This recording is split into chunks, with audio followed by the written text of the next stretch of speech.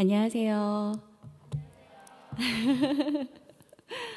아, 이렇게 어머님들을 보면요, 저도 엄마여서 그런지 너무나 반갑고 또한 따뜻하고 너무나 감동인 그러한 모습들인 것 같습니다.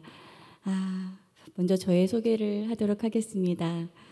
저는 일상에서 허락하시는 하나님의 은혜와 계절을 찬양하고픈 온 세상 약속교회 사모이자 당신은 사랑받게 태어난 사람 천년이 두 번 지나도를 부른 안미양 사모입니다. 반갑습니다.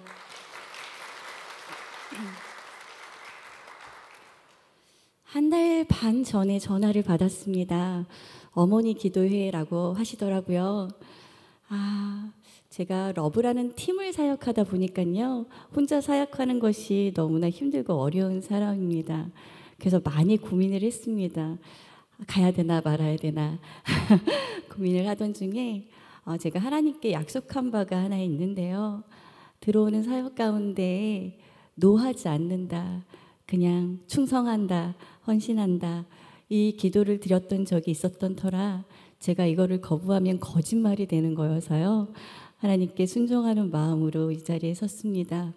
근데 너무 떨리는 마음으로 왔어요. 근데 여러분들을 보니까 제가 이 떨리는 마음이 조금 가라앉는 것 같습니다. 따뜻한 눈빛으로 바라봐 주셔서 너무 감사하고요. 오늘 드려진 모든 이야기들은요, 저희 어렸을 적부터 지금 현재까지 제가 하는 모든 사역들을 여러분들과 나누려고 하는데요. 오직 하나님만이 자랑되어지시고 오직 하나님만이 이곳의 주인공이 되어줬으면 하는 바람과 기도로 이 자리에 섰습니다. 따뜻한 마음으로 들어주실 거죠? 감사합니다. 어머니 기도회 하니까요, 제일 먼저 생각난 게 저희 친정어머니였습니다. 지금도 아침마다 찬양을 틀고 새벽부터 기도를 하고 계시거든요.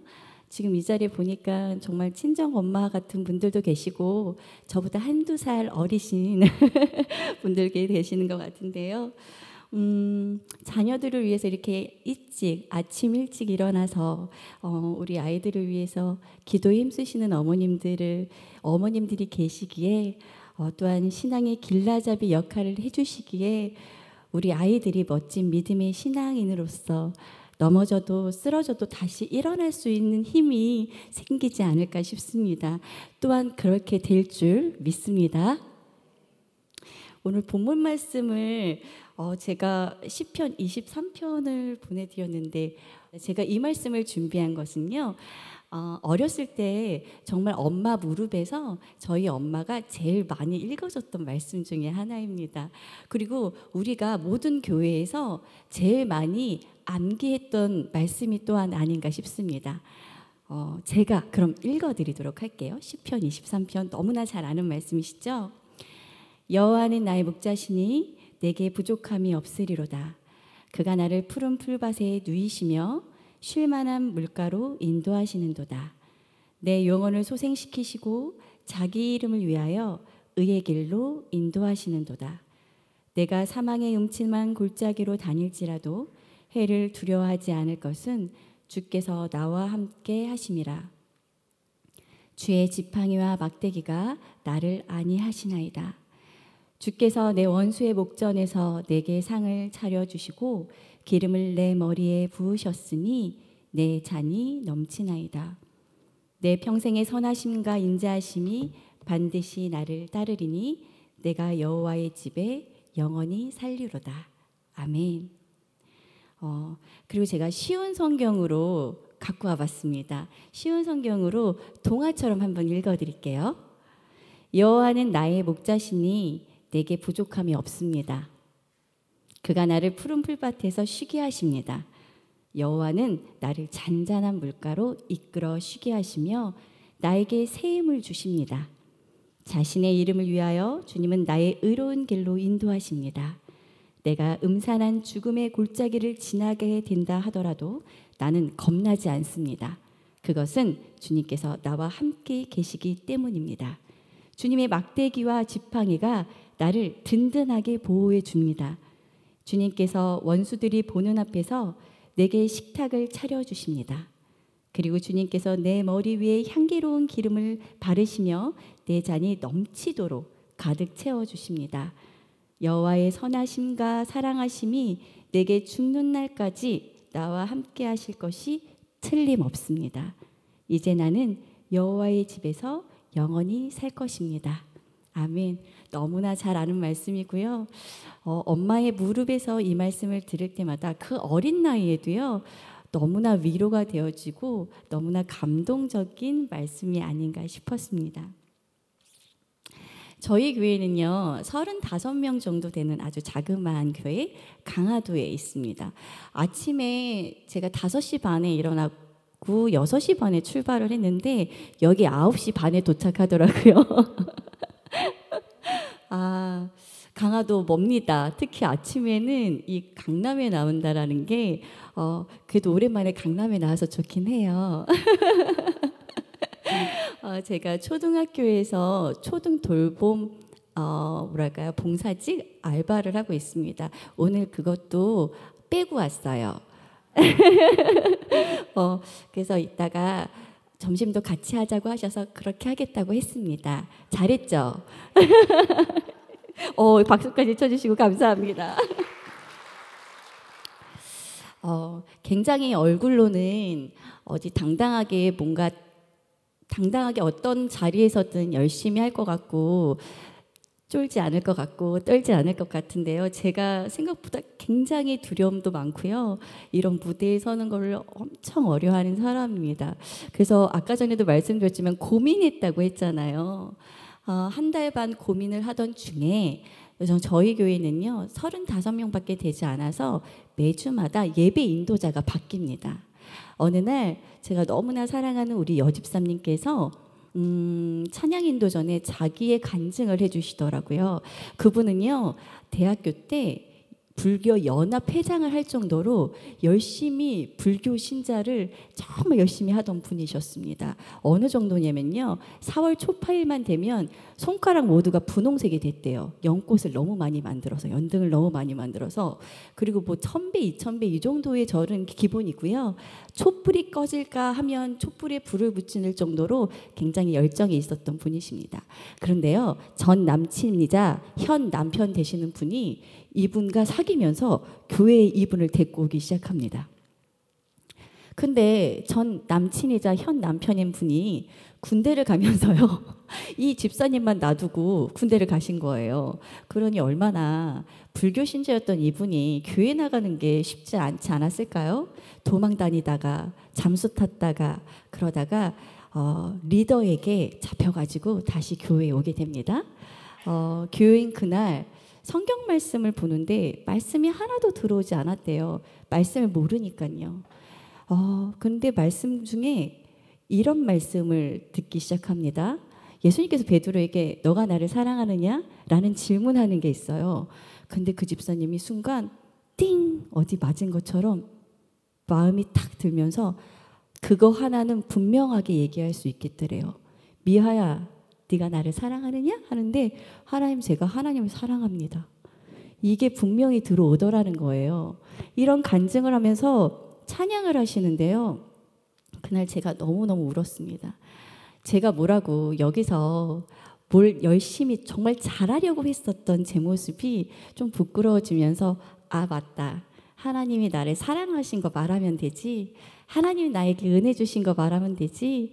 하나님이 나에게 주셨던 너무나 충분히 주셨던 소망함 얘기하면 되지.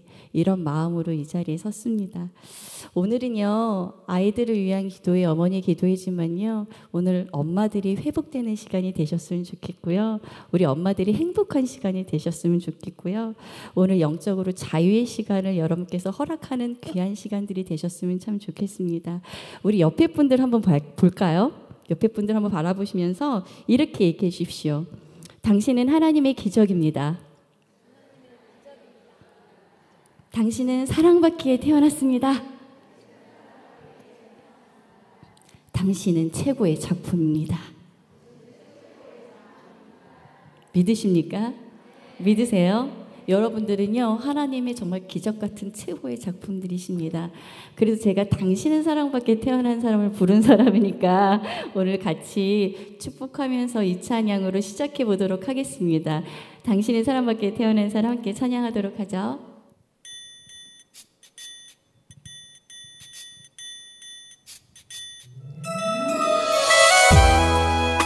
오늘은 최선을 다해서 나를 좀 사랑하고 나를 좀 축복하는 시간이 되셨으면 좋겠어요. 우리 어머님들 너무 축복하고 사랑합니다. 우리 가슴에 나한테 손을 대고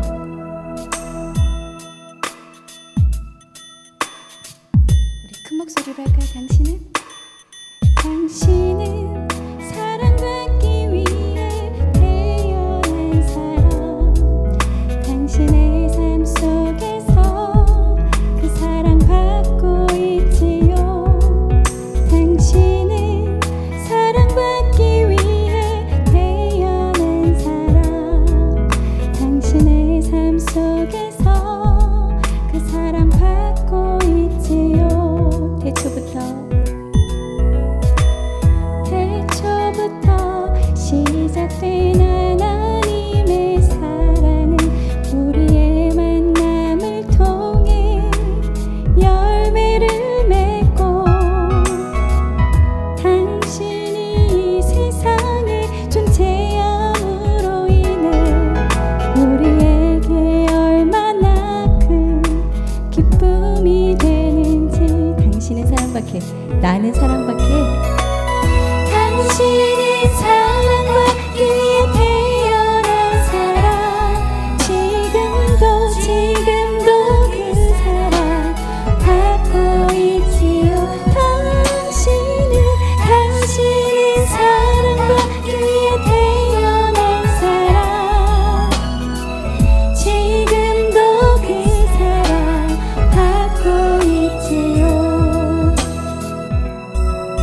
사랑받기에 태어나신 걸 믿으세요?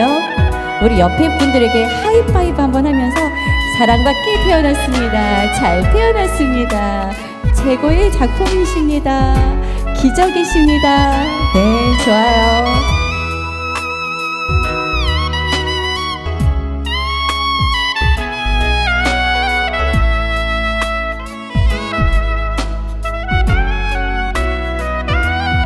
태초부터 시작된 하나님의 사랑은 우리의 만남을 통해 열매를 맺고 당신이 이 세상의 존재함으로 인해 우리에게 얼마나 큰 기쁨이 되는지. 우리 손을 뻗어서 당신은 사랑받기 위해 태어난 사람 지금도 그 사랑 받고 있지요. 당신은 사랑받기 위해 태어난 사람 지금도 그 사랑 받고 있지요. 제일 큰 목소리로 당신은 사랑받기 위해 태어난 사람 당신의 삶 속에서 그 사랑 받고 있지요. 당신은 사랑받기 위해 태어난 사람 당신의 삶 속에서 그 사랑 받고 있지요. 여러분들의 목소리 당신의 삶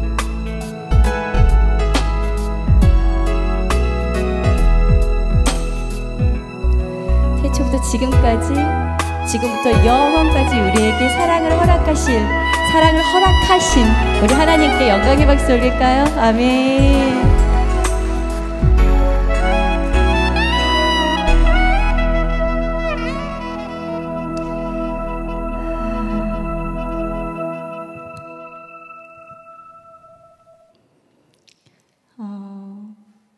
저를 믿음의 신앙의 반열에 세워주신 분은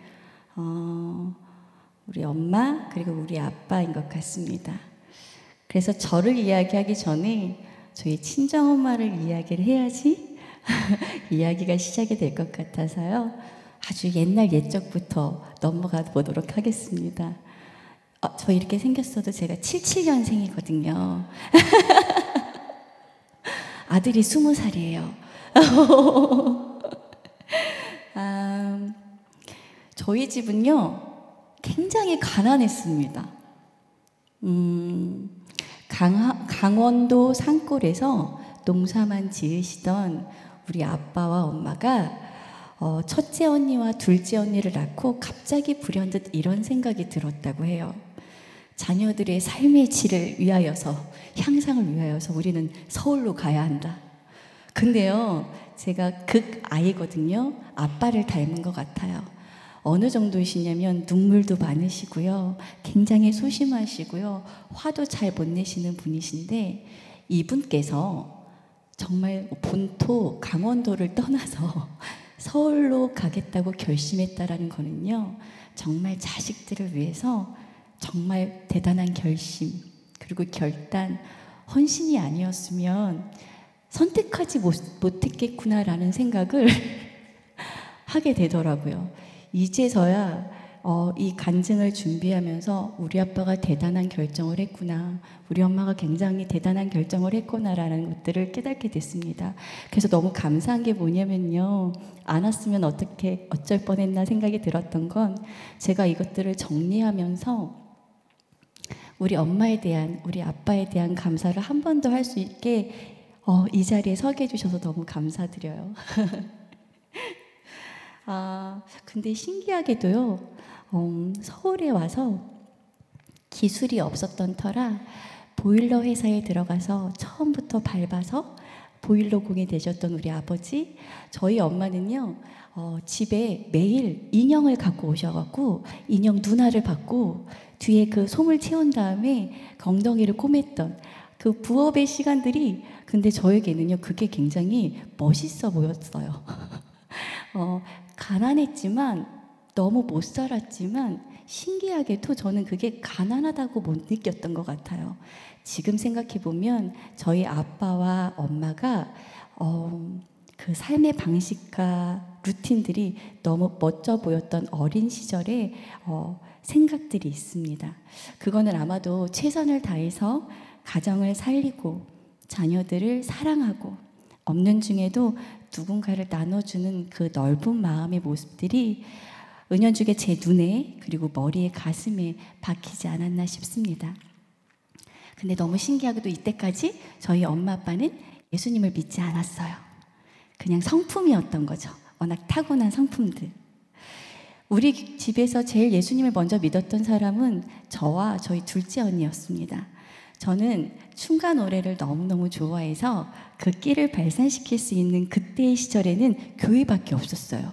교회가 저에겐 최고의 놀이터였고, 끼를 발산할 수 있는 크리스마스 때 매일 중간에 서가지고 춤과 노래를 했던 것들이 너무 기억이 나고요.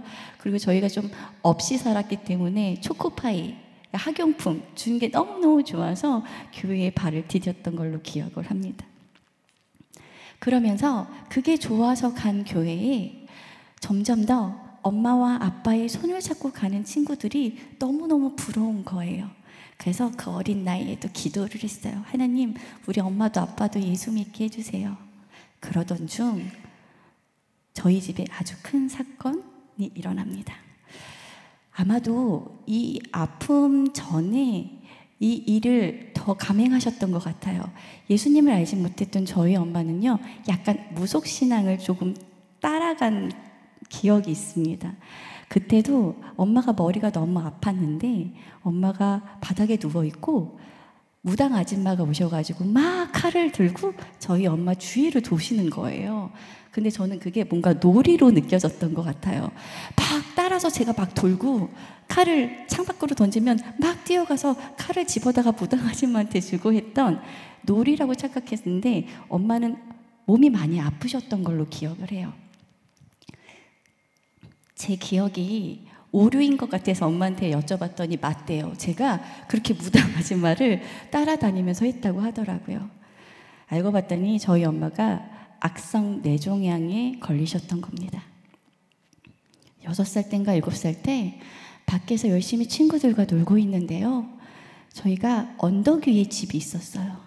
거기서 머리를 부여잡고 대굴대굴 굴러 내려오시던 엄마의 기억, 119가 와서 엄마를 싣고 갔던 기억, 그때만 해도 뇌의 뼈를 열고, 머리의 뼈를 열고 뇌수술을 한다는 거는 정말 목숨을 걸고 했었던 그 시대거든요. 너무나 감사히 수술을 잘 받으시고, 그리고 머리를 다 밀으셔서 매일 가발을 쓰셨던 엄마의 얼굴, 이런 것들이 너무너무 기억이 납니다. 그러던 중에 우리 이모들의 권유와 기도로 저희 엄마가 교회를 나가게 돼요. 교회를 나간 그날 저희 엄마는 정말 성령님의 강한 이끄심을 체험하게 됩니다. 그러면서 이런 고백을 하게 되죠. 하나님, 당신은 나의 주인이십니다. 당신밖에 없습니다. 당신이 주신 은혜, 당신이 주신 살려주신 이 목숨 평생을 다해 주님 앞에서 갚겠습니다 라는 기도를 하게 되죠. 그래서 지금 저는요, 지금까지도 우리 엄마의 기도 적금 통장에 있는 기도 적금을 야금야금 잘 먹고 있습니다. 큰 고난이 있었던 분이라 그런지요, 굉장하세요. 저희 엄마는 지금도 매일매일 저희 딸들과 함께는 그 기도창에 있는데요, 매일 아침 아주 좋은 글귀들을 많이 올려주십니다. 어쩔 때는 좀 짧게 올렸으면 좋겠는데 너무 많이 올릴 때는 이렇게 넘겨서 그럴 때도 있지만, 제가 사모이다 보니까 늘 걱정이 많으세요. 그냥 막내딸로 곱게 사역자 말고 그냥 평범한 직장 다니는 남편 만나 결혼했으면 했는데, 사모가 된 이상 엄마가 참 많이 기도를 해주세요. 그러면서 제가 기도가 나오지 않을 때, 엄마 요즘 기도가 나오지 않아요 라고 이야기할 때 우리 엄마가 이렇게 이야기를 해주세요. 미양아, 기도하고 싶을 때 기도하는 건 당연하지만 기도하기 힘들 때도 기도해야 하고 기도할 수 없을 때도 기도해야 해. 너무나 당연한 말인데 저한테는 늘 감동입니다. 그리고 미양아, 결국 하나님밖에 없는 거 알지? 우리 하나님 누구보다도 너가 잘 되기를 원하시는 건 우리 하나님이야 라고 얘기해 주실 때 늘 힘을 얻곤 합니다. 혹시 이렇게 고난 가운데 계신 분들 계실죠?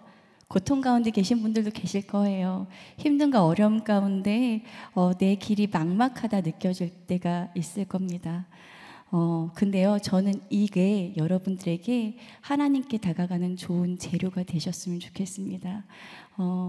그 고난을 이겨낸 저희 엄마를 보면서 그리고 엄마 아빠의 신앙을 보면서 이걸 많이 배운 것 같아요. 어떠한 일이 있어도 주님을 주인으로 인정하는 거, 이거는 꼭 잊지 말자. 그리고 두 번째, 없는 중에도 남에게 나눠줄 수 있는 귀한 마음을 갖자. 그리고 있는 대로 자족할 줄 아는 신앙으로 살아야겠다. 이런 것들을 배워오다 보니까 제가 지금 이 자리에 서 있는 것 같습니다. 혹시 고난 내용원에 어디 기댈 곳 없다면 어머니 기도회에 나오시는 분들은 당연히 하나님께 기대는 것들을 너무나 잘 알고 계시죠. 하나님께서 늘 나에게 오라고 팔 벌려 기다려주고 계시는데요, 그 영원한 팔에 늘 기대셔서 모든 거에 승리하시는 여러분들이 되셨으면 참 좋겠습니다. 두 번째 찬양할까 해요. 찬송가예요. 다 아실 거예요. 고난 내용은 편히 쉴 곳과 함께 찬양하면서 우리 하나님께 영광 올려드리도록 하겠습니다.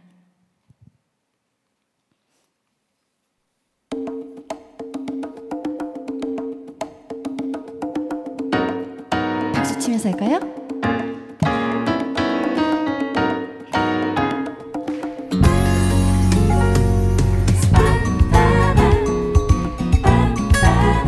MR 좀만 더 올려주시나요? 고난 내 영혼 편히 쉴 곳과 풍랑 잃어도 안전한 포구, 폭풍까지도 다스리시는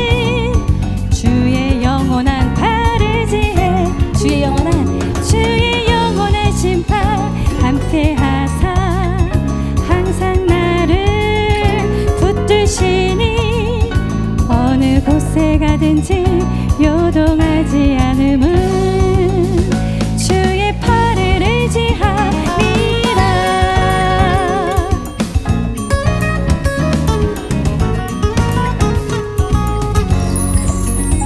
나의 믿음이 연약해져도 미리에 비한 힘을 주시며 위태할 때도 안보하시는 주의 영원한 팔 의지해.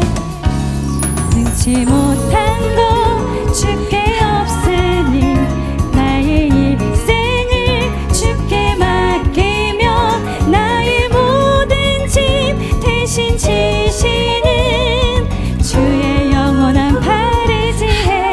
아멘. 주의 영원하신 팔 함께 하사 항상 나를 붙드시니 어느 곳에 가든지 요동하지 않음은 주의 팔을 의지함이라.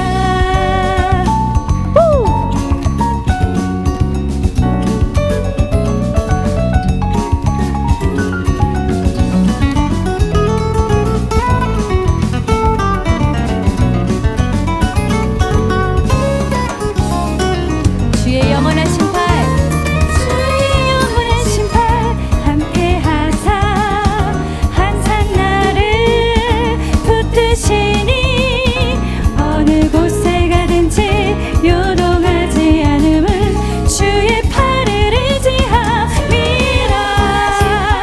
함께 하사 항상 나를 붙드시니 어느 곳에 가든지 요동하지 않음은 주의 팔을 의지함이라. 아멘.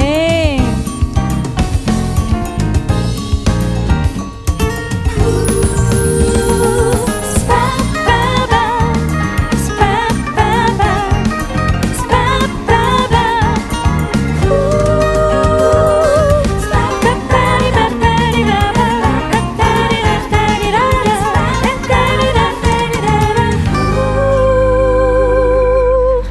아멘. 하나님 감사합니다. 어렸을 적 안미양이 이제 자라서 28살 되는 해 한 남자를 만나 결혼을 하게 됩니다. 남편은요 2000년도 때 CCD Contemporary Christian Dancing이라는 워십팀 PK라는 단장님이십니다. 그때 2000년대 한참 저희 CCM 가수들이 번창했을 때예요. 그때 지금 이제 25년 차가 돼서 시조세라고 부르거든요. 그리고 몸도 많이 불었어요. 그때는 날씬했는데 워십 댄스 창시자라고도 표현해 주시는데 겸손해야 해서 PK 단장으로 있고요. 지금은 온세상 약속교회 담임 목사이고 CBS 성서학당에서 송태근 목사님 학생으로 나오고 있습니다. 13년째 14년째 하고 있는 것 같아요. 그리고 새롭게 하셔서도 한 2번 정도 나오셨고요. 지금은 교정 사역을 열심히 하고 계십니다. 전국의 교도소를 다니면서 말씀과 찬양으로 우리 교도소의 우리 형제 자매님들에게 힘을 주고 있습니다. 또한 1호 시설이라는 시설이 있어요. 청소년 아이들이 나쁜 일을 했을 때 1호부터 10호까지의 처분을 받는데요. 1호는 말 그대로 아주 약한 죄를 지은 친구들이 가는 곳입니다. 그곳에서 아이들을 돌보는 일을 하고 있고요. 하나님의 일이라면 물불을 가리지 않고 너무너무 바쁘게 지내고 있는 제 남편인데요. 같이 왔습니다.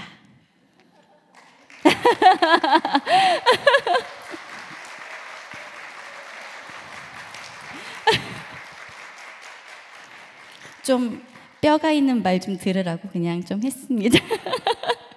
마지막에 함께 찬양을 부탁했는데 마지막에 찬양을 함께 할게요.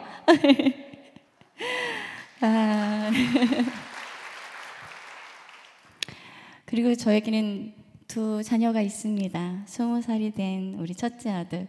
우리 첫째 아들은요, 그냥 첫째 아들이라는 이름이 얘기만 해도 눈물이 나고 너무나 귀한 아들입니다.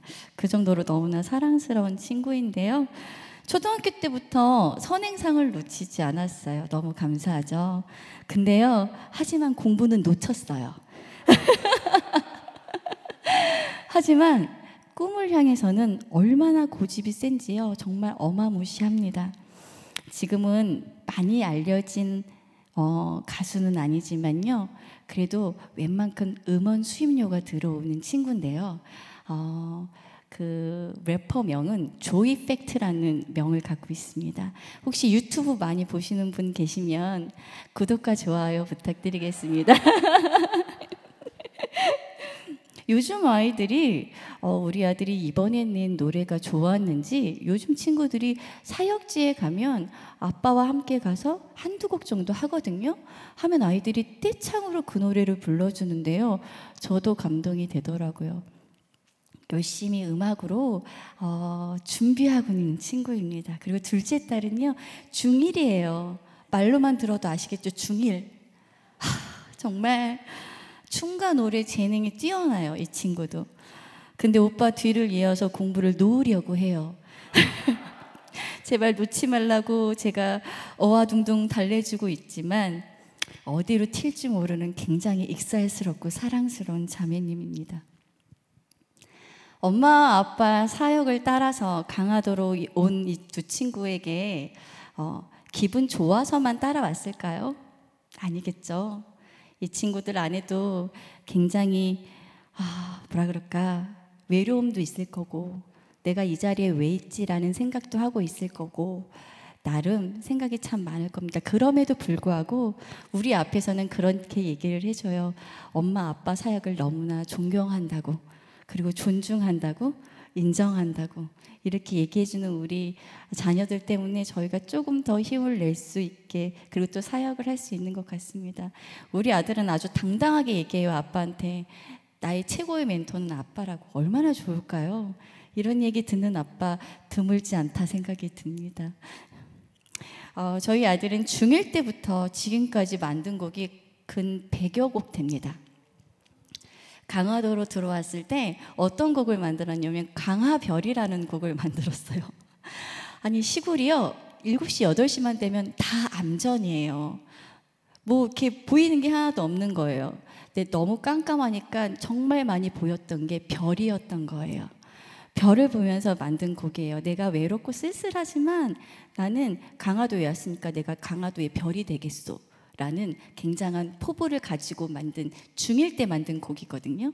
그런 곡들부터 해갖고 한 100여 곡 정도가 되는데, 제 아들을 제가 너무나 사랑하고 존경해까지 이야기하는 부분들은요, 정말 열심히 살아요. 밤낮을 가리지 않고 열심히 음악을 만듭니다. 저희 집이 복층 다락방으로 되어 있어서 노래를 하고 랩을 만들면 굉장히 시끄러워요. 그래서 어느 날 제가 전화를 합니다.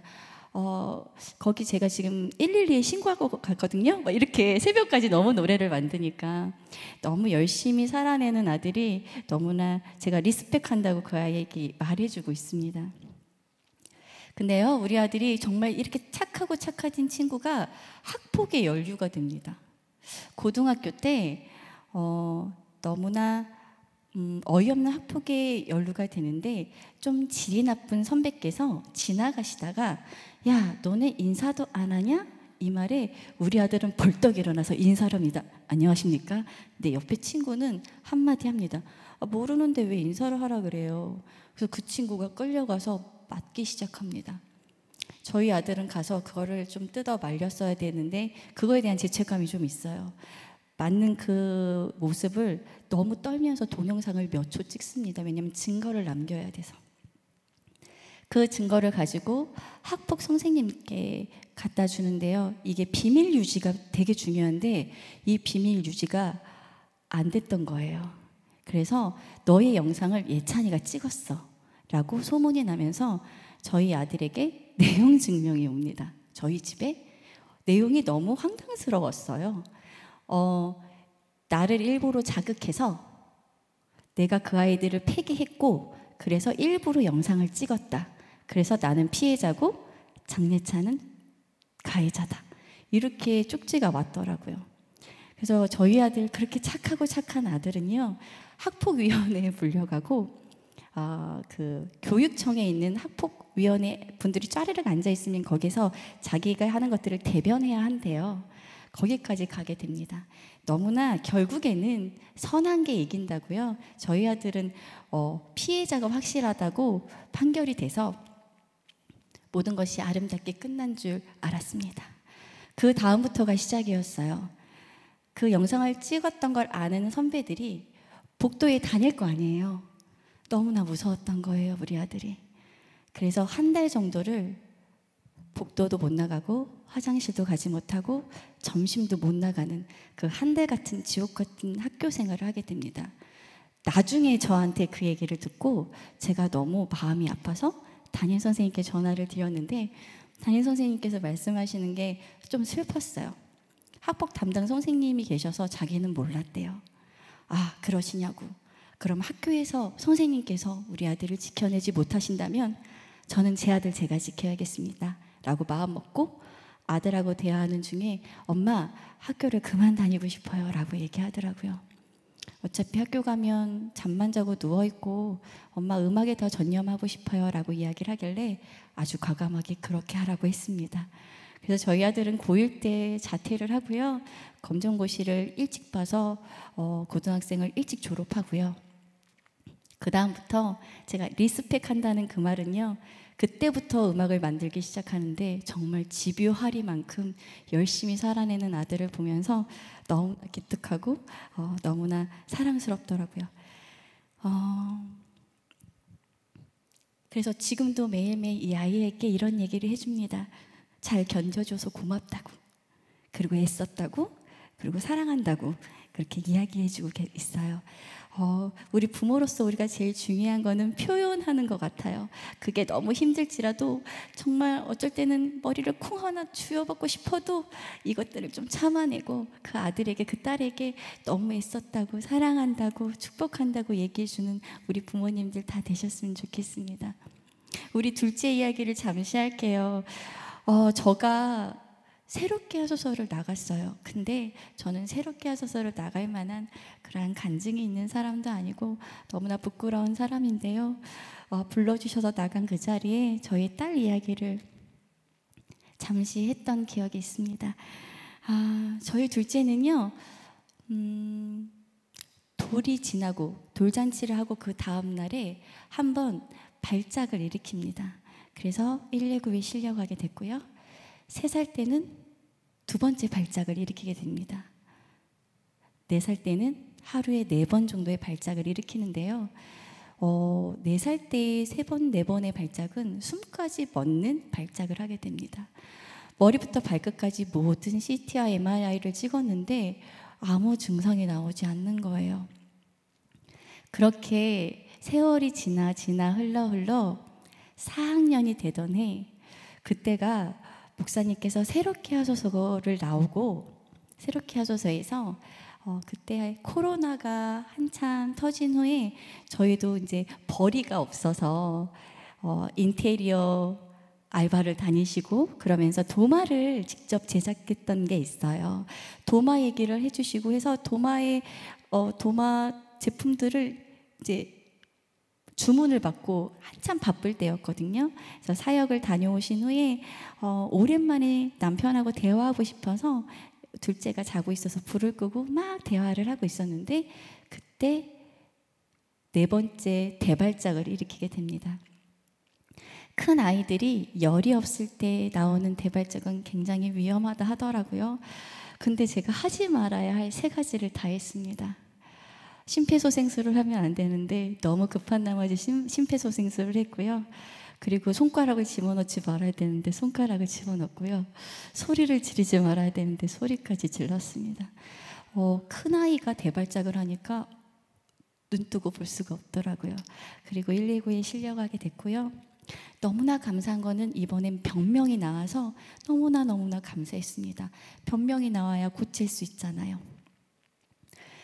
거기 주치의 선생님이 문을 창 여시면서 저에게 그러시더라고요. 어머니 하지 말라는 거 다 하셨더라고요. 그래서 네, 제가 다 했습니다. 근데 그분이 저에게 주시는 위로의 말씀이 하나님이 저에게 주시는 말씀 같았습니다. 근데 엄마로서 최선을 다하신 거예요 라고 얘기해 주시더라고요. 그 다음부터 저희 둘째는요, 약과의 싸움이었습니다. 이 뇌전증은 그 정신과 약이 포함되어 있는 거잖아요. 그 나쁜 뇌파를 잡기 위해서 주는 약이 많이 독했습니다. 울렁증이 맨날 있었고요. 그리고 매일 배가 아팠고요. 매일 머리가 아팠어요. 초등학교 4학년은 거의 학교를 가지 못했다고 보시면 될 겁니다. 그러면서 그 롤란딕 뇌전증의 약이 조금씩 효과를 보면서 나쁜 뇌파들이 조금씩 줄어들기 시작합니다. 어느 날 매일 그렇게 기도하면서 가요. 뇌파 검사랑 피 검사하는 날은 하나님, 오늘은 뇌파가 싹 사라지게 해주세요 기도하고 가지만 그렇게 되지는 않더라고요. 그런 마음을 가지고 간 날, 그날도 뇌파는 사라지지 않았고 약을 받고 나오는 날이었습니다. 서로 너무 마음이 좋지 않지만 차를 타고 오는 중에 갑자기 우리 둘째가 제 모습이 안쓰러웠나 봐요. 엄마, 뇌파는 사라지지 않았지만 약을 증량 안 한 게 너무 감사해요. 이렇게 저에게 얘기를 해주는 거예요. 차 안에서 둘이 그 이야기를 듣고 엄청 펑펑 울었습니다. 그렇다 예유라, 맞다. 우리가 감사의 조건을 찾는 게 이런 감사의 조건을 찾을 수 있는 거구나. 그날은 저희 둘째한테 배우는 시간이었던 것 같습니다. 지금은 중1이 됐습니다. 시간이 흘러 올해 3월에 약을 끊고 뇌파를 찍었습니다. 교수님께서요, 뇌파를 보시면서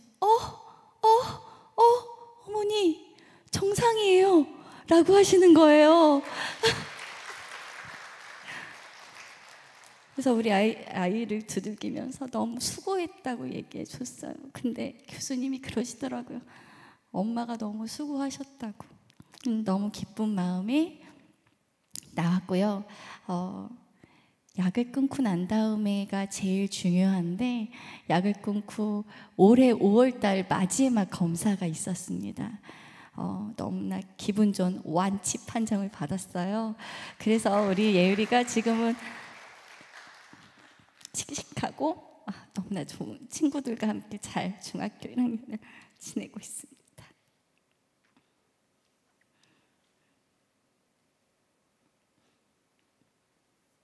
눈물을 다 걷어가신 줄 알았는데 눈물이 또 나네요. 이거는 기쁨의 눈물입니다.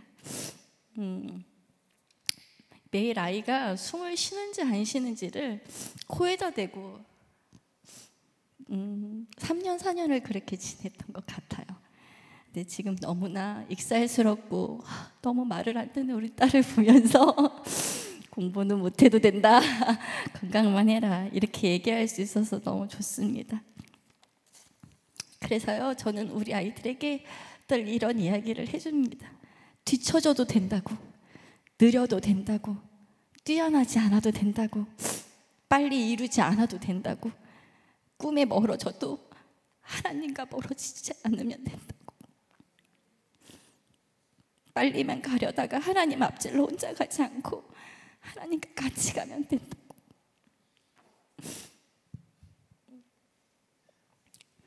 느려도 하나님과 같이 가는 게 소망이면 된다고 매일 이렇게 이야기하고 있습니다. 우리의 인생을 소풍과 비교하면요, 소풍은 어디를 가느냐도 중요하지만 누구와 함께 가느냐가 참 중요하잖아요. 그게 우리 하나님이었으면 참 좋겠습니다. 길이시고 진리 되시고 생명 되신 주님과 함께 멋진 소풍의 길을 가시는 여러분 되셨으면 좋겠어요. 어떡하죠? 노래해야 되는데, 찬양해야 되는데.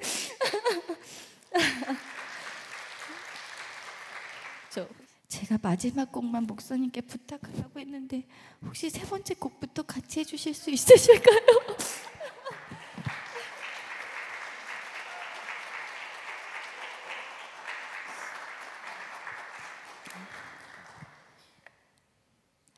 네, 나와주세요. 거기 죄송합니다. 감사합니다. 아니 뭐 굳이 나갈 필요까지 저기서 네. 될 것 같은데. 안녕하세요. 제가 오늘 진짜 안 오려고 애를 썼는데 그게 안 됐네요. 하나님께 너무 감사하거든요. 부연 설명으로 드리자면 롤란딩 뇌전증은요, 자다가 하는 발작이라고 하더라고요.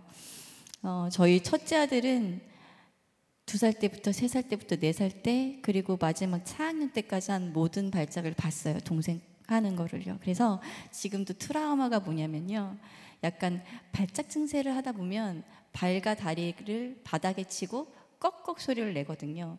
아래층에서 그냥 웃는 꺽꺽 소리만 들어도 위층에서 뛰어내려와요. 무슨 일이 있는지 알고. 그런 트라우마가 좀 있습니다. 그래서 20살 오빠가 14살 동생이 너무 이뻐서 뽀뽀를 하는데 동생은 좋겠습니까? 지금 곧 중2인데 제발 좀 스킨십 좀 하지 말라고 하는데 동생이 너무 사랑스럽고 이쁘대요. 그러니까 죽을 것 같았던 동생이 지금 살아서 옆에 있는 것 자체만으로 너무 고맙고 감사한 것 같아요. 네. 소풍 찬양 같이 할 텐데요. 저희가 전사님 부른 이 찬양을 너무 좋아해요. 고난이 있는 곳에, 폭풍이 있는 곳에 주님 계시니 이 모든 게 소풍 같다. 너무 시적이지 않아요? 너무 감동적인 가사인 것 같습니다. 우리 아이들의 이야기를 준비하면서 이 찬양 같이 한번 하고 싶다 하면서 준비했습니다. 같이 찬양하도록 하겠습니다.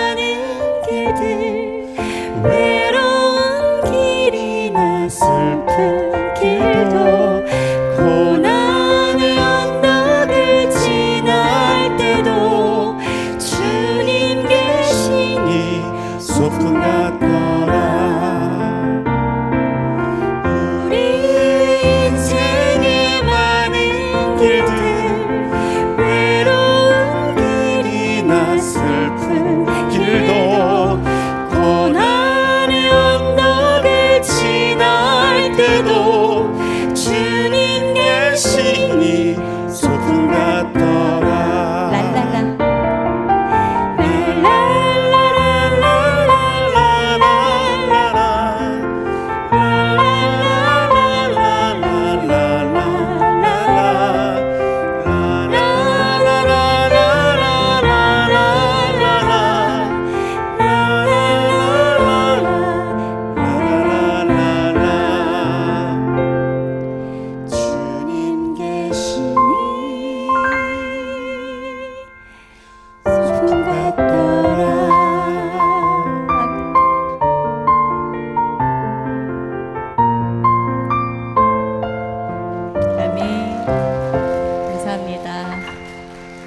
내려가 계속 계실까요? 어떻게 하실래요?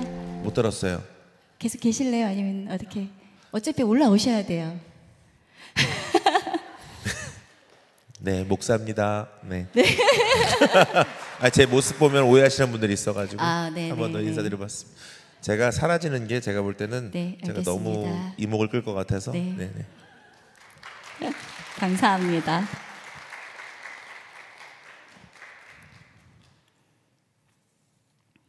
예, 마지막으로 저희 사역을 좀 소개해드리고 싶습니다.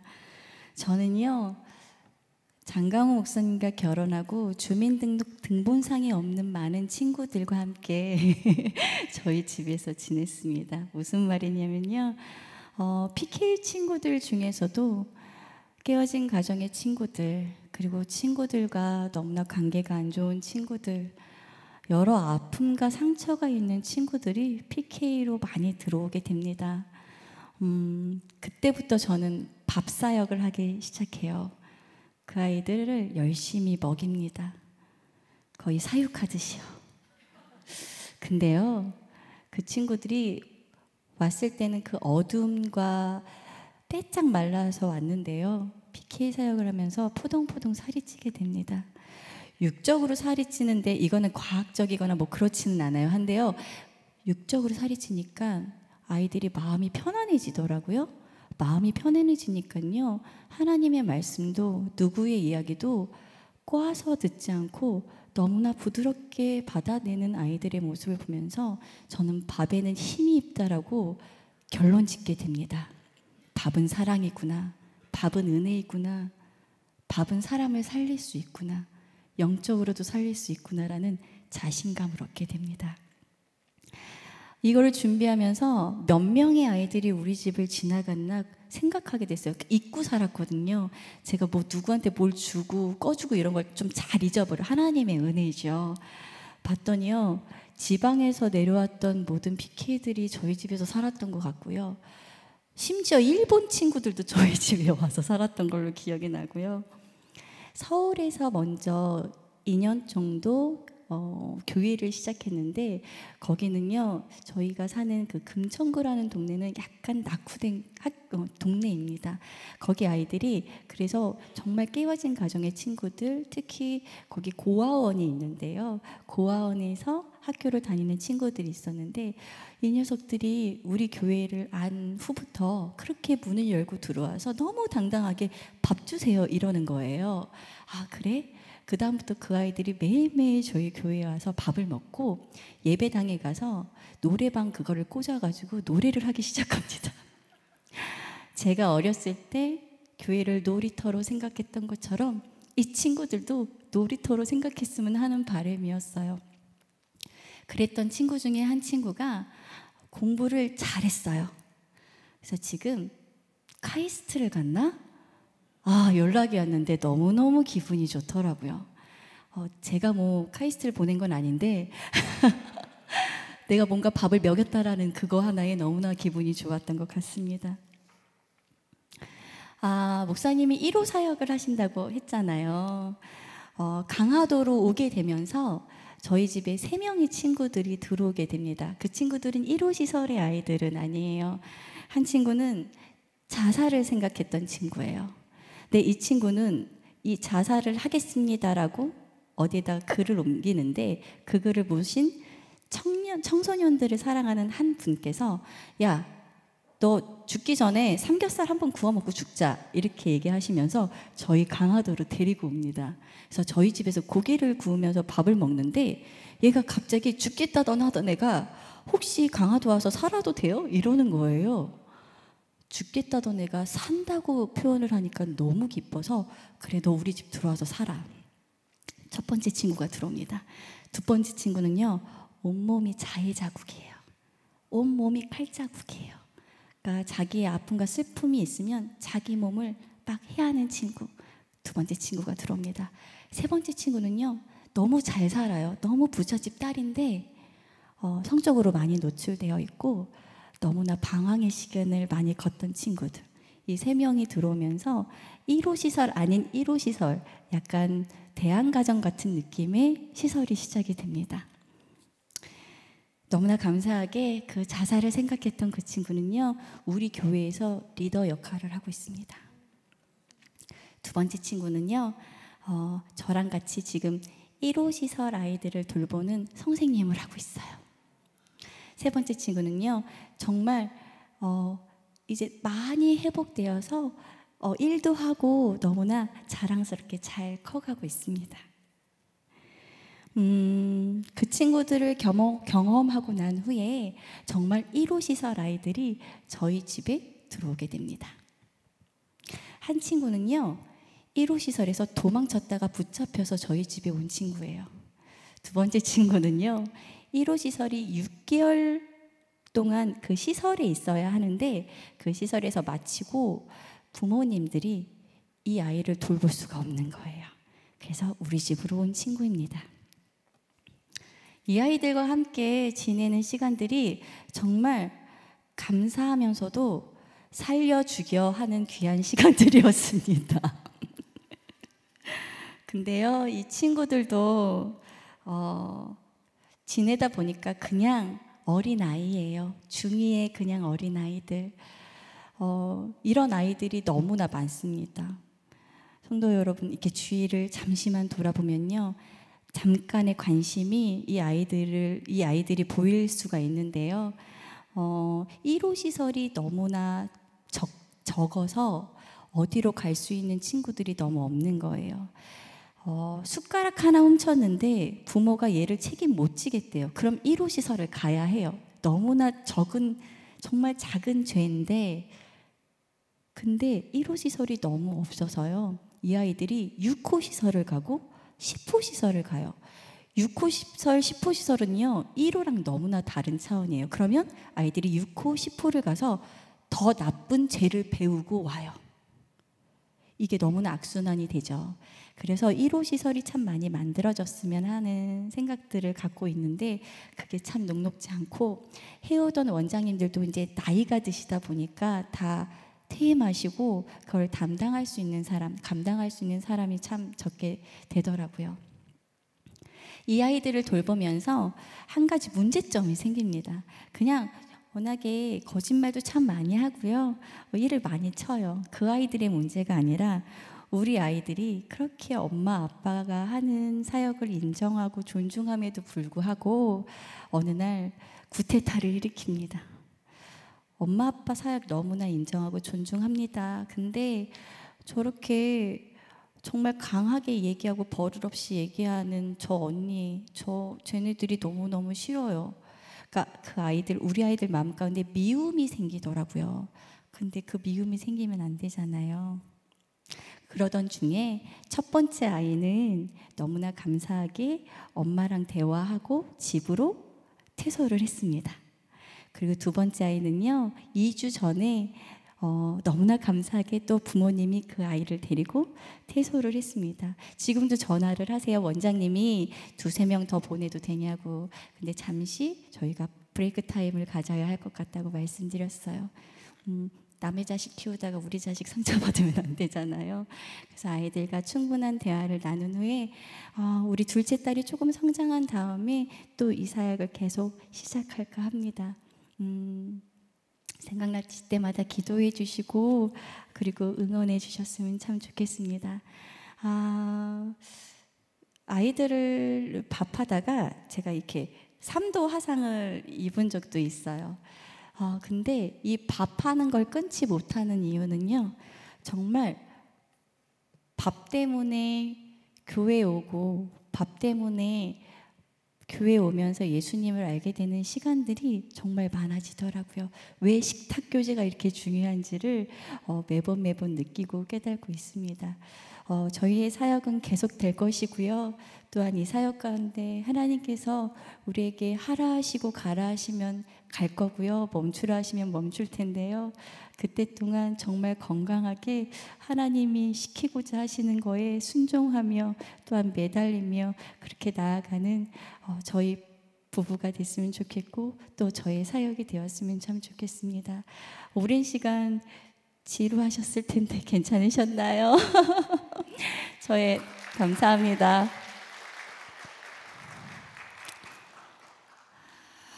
작은 자를 또 하여 주셔서 제 입술을 주관하여 주셔서 이 자리에 서게 하신 하나님께 너무나 크게 영광 올려드리고요. 마지막 찬양은 천년이 두 번 지나도라는 찬양을 하도록 하겠습니다. 늘 변치 않은 하나님의 사랑이 저를 휘감아서 그 사랑을 다른 사람에게 공짜로 받은 사랑 공짜로 잘 나눠줄 수 있는 제가 되도록 하겠습니다. 그리고 앉아있는 모든 우리 교인분들이 또한 되셨으면 좋겠고요. 하나님의 영원한 사랑에 늘 잠식되셔서 푹 안기셔서 그 사랑에 늘 회복하시고 그리고 또한 다른 사람들에게 그 사랑을 전달하는 귀한 우리 교인분들 되셨으면 참 좋겠습니다. 감사합니다. 혹시 목사님 뭐 하실 말씀 있으실까요? 사랑합니다. 네. 다음번엔 저도 불러주세요. 교도소 얘기를 쫙 할게요.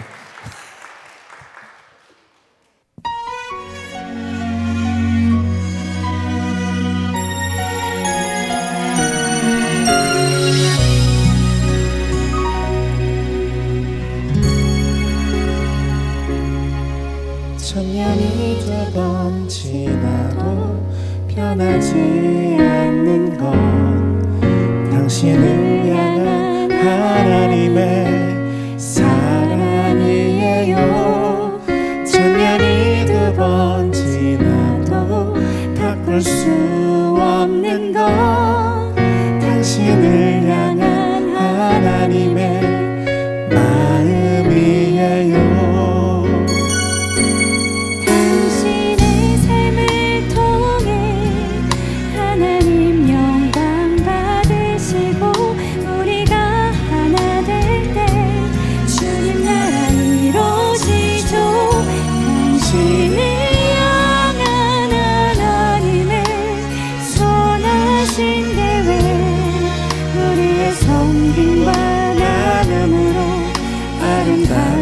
열매 맺어요.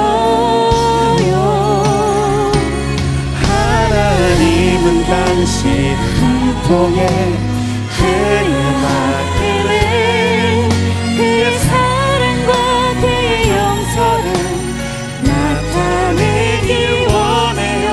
천년이 두 번 지나도 당신은 하나님의 사랑이죠.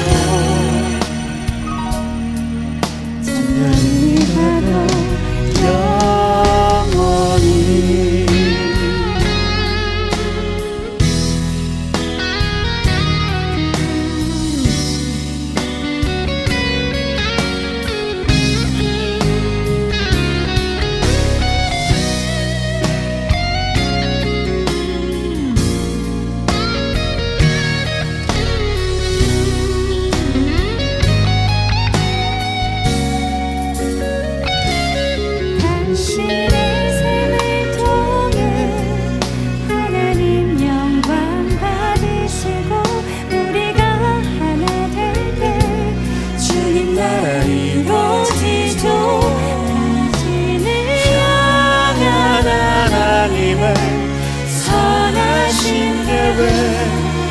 우리의 섬김과 나눔으로 아름답게 열매 맺어요.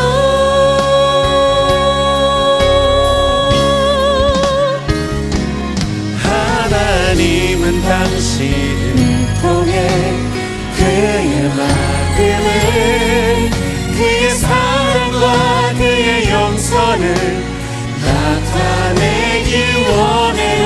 천년이 두 번 지나도 당신은 하나님의 사랑이죠. 천년이 가도 영원히 하나님은 당신을 통해 그의 마음을 그의 사랑과 그의 영선을 나타내기 원해요. 천년이 두 번 지나도 당신은 하나님의 사랑이죠.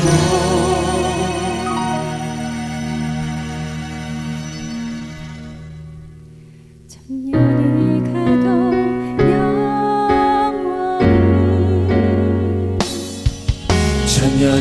가도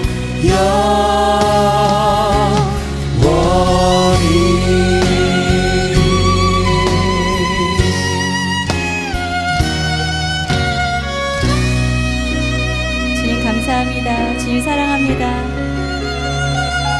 안미양 사모였습니다. 장강 목사님이었습니다. 감사합니다.